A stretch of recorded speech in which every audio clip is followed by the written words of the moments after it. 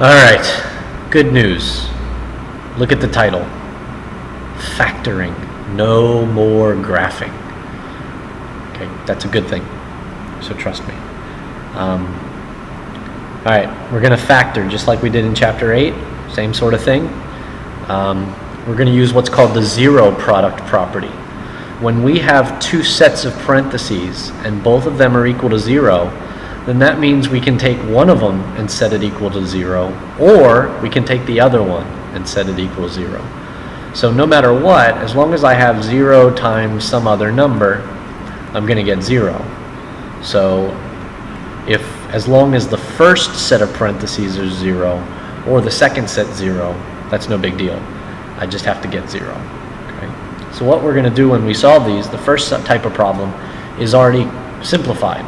So we're just going to take each part and set it equal to 0. Oops, I wrote 1.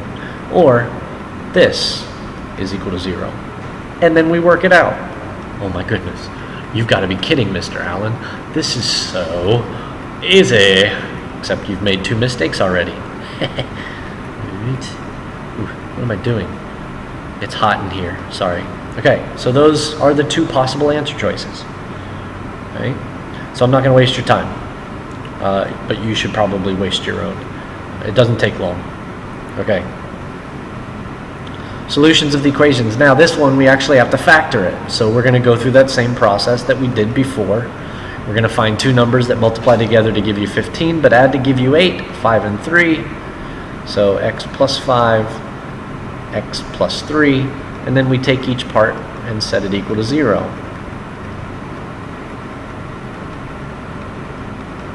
So we have 2 answers. Now, what we did in section 3 is we used this to graph, and then these are the 2 answers that we found anyway. So our line would cross the x-axis at -5 and at -3. So if we were to draw that, just to kind of humor me, okay, 1, 2, 3, 4, 5, one dot would be right here, and the other dot would be right there, and it would kind of do this. I don't know where the vertex is, so I just kind of thumbed it a little bit. Okay, try those 2. Just back to factoring, man and woman. Okay.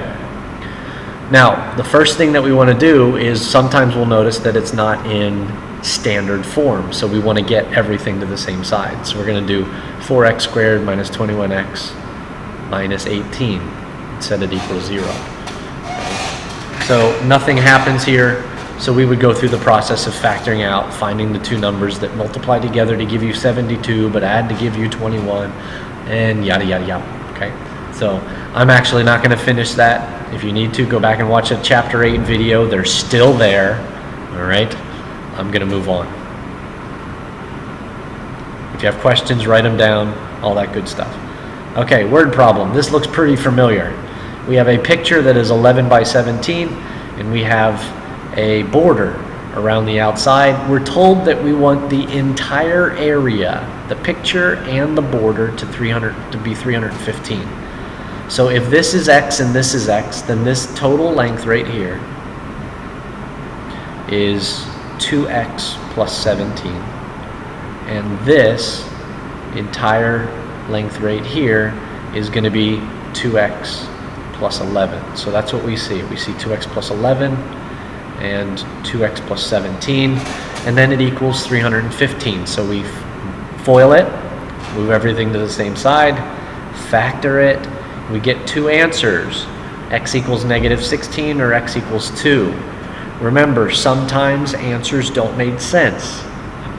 Is it possible for this distance right here to be -16? No. So therefore that's not a reasonable answer. So we get rid of it. So the only reasonable solution is 2. So therefore we have 2, 2, 2, and 2. So it's going to be 15 by 17. Okay. So the outer dimensions of the frame are 2 times 2 plus 11 inches by 2 times 2 plus 17 inches. So 17, 18, 19, 20, 21. So sorry, 15 to 21. Okay. Now, using that same information, so 2x plus 11, 2x plus 17.